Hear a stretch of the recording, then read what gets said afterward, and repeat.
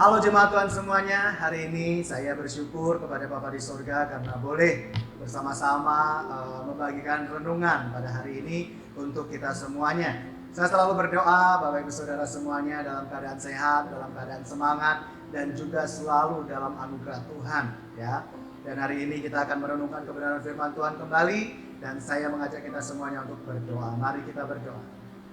Tuhan Yesus, bimbinglah kami untuk kami bisa mengerti firman-Mu, dan biarlah firman ini boleh menjadi penuntun dalam kehidupan kami. Diberkatilah setiap kami semua dalam nama Tuhan Yesus Kristus. Haleluya.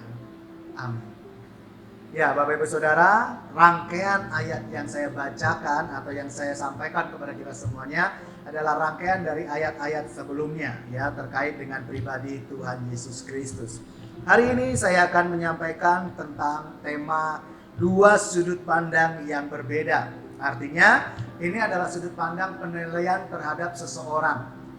Ada orang yang berkata, oh dia baik, tapi ada orang berkata, oh dia tidak baik. Kenapa ada orang berkata dia baik dan ada orang yang berkata dia tidak baik? Mari kita lihat di dalam Yohanes 7 ayat 10 sampai 13. Yohanes 7 ayat 10 sampai 13 firman Tuhan. Tetapi sesudah saudara-saudara Yesus berangkat ke pesta itu, ia pun pergi juga ke situ, tidak terang-terangan tetapi diam-diam.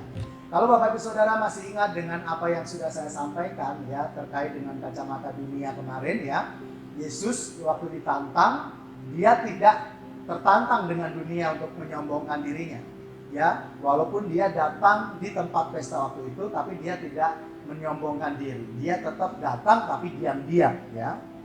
Dan waktu itu memang ada kasus di mana orang Yahudi ingin berusaha membunuh dia. Nah, di sini saya lanjutkan lagi, ya. Di ayat 11, orang-orang Yahudi mencari dia di pesta itu dan berkata, di manakah dia? Dan banyak terdengar bisikan di antara orang banyak tentang dia, yaitu Yesus. Ada yang berkata, ia orang baik. Ada pula yang berkata, tidak, ia menyesatkan rakyat. Tetapi tidak seorang pun yang berani berkata tentang terangan tentang dia, karena takut terhadap orang-orang Yahudi. Nah, dua sudut pandang yang berbeda yang ada di dalam pasal 7 dari Injil Yohanes, ya. Dari ayat 10 sampai dengan yang ke-13 ini mengacu kepada pribadi Tuhan Yesus Kristus. Karena di sana ada yang mengatakan ketika mereka sedang membicarakan tentang Yesus, ada yang mengatakan bahwa Yesus adalah pribadi yang baik. Tetapi ada yang berkata, oh tidak, dia menyesatkan. Padahal kalau kita sebagai orang pembaca kitab Perjanjian Baru, ya, atau khususnya di kitab Injil, ya, kita melihat bahwa sebenarnya Yesus adalah pribadi yang baik. Dia menyembuhkan, dia membangkitkan, dia memberi penghiburan, dia selalu berbicara masalah kebenaran. Dia baik, dia suka menolong, dia memberkati anak-anak. Itu adalah tindakan yang baik. Bahkan dia mengajarkan tentang keselamatan kekal bagi dunia. Adalah hal yang baik. Tetapi kenapa ada orang-orang yang berkata, oh tidak, Yesus itu menyesatkan, Yesus itu penyesat. Karena bagi mereka yang berkata penyesat itu adalah orang-orang yang tidak mengenal kepribadian Yesus secara benar. Mereka hanya melihat bahwa Yesus adalah seorang anak dari tukang kayu, atau anak dari Yusuf, ya. Manusia biasa. Pengajarannya dibangun berdasarkan pemikiran manusia. Padahal Yesus selalu berkata bahwa pengajaranku berasal dari Bapa-Ku yang di sorga, bukan dari diriku sendiri. Tetapi karena memang dasarnya mereka adalah orang-orang yang tidak suka dengan Yesus, mereka berkata bahwa Yesus adalah penyesat. Mereka sudah, di Perjanjian Lama mereka sudah belajar banyak tentang firman Tuhan, tentang Taurat, tentang Alkitab, ya. Tetapi karena mereka pemahamannya terbatas dan tidak memahami isi dari ayat-ayat tersebut, makanya ketika mereka melihat Yesus, melihat pengajaran Yesus, mereka tidak suka dengan Yesus. Ketika Yesus berkata bahwa dia datang untuk menggenapi, mereka tidak menerima dan mereka menolak. Konsep keselamatan, konsep tentang raja yang akan memerintah Israel, itu juga berbeda bagi mereka yang tidak suka kepada Yesus.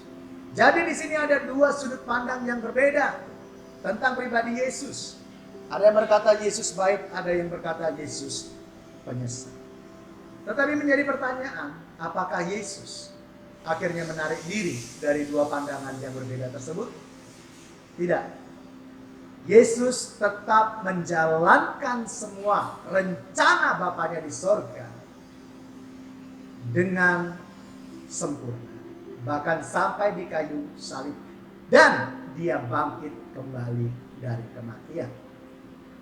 Artinya, kalau dalam kehidupan kita ada orang yang menilai, oh dia adalah orang yang baik, dia adalah orang yang jahat, Prapto adalah orang yang sesat, Prapto adalah orang yang baik. Diri kita sendiri yang tahu kalau memang kita adalah orang yang takut akan Tuhan dan mengerjakan kehendak Tuhan, maka kerjakan dan teruslah berjalan tanpa harus memperhatikan orang-orang yang tidak suka terhadap kita. Kita bertanggung jawab pada diri kita sendiri. Biarpun ada dua sudut pandang yang berbeda. Ada yang mengatakan baik, ada yang mengatakan buruk, ada yang mengatakan memfitnah dan sebagainya. Kalau kita tahu bahwa yang kita kerjakan adalah sesuatu yang baik, maka kita harus mengerjakannya dalam nama Tuhan. Jangan lalu kita menarik diri lalu kemudian kita berkata bahwa ternyata banyak yang membenci saya. Yesus juga banyak yang membenci, bahkan Yesus mau dibunuh.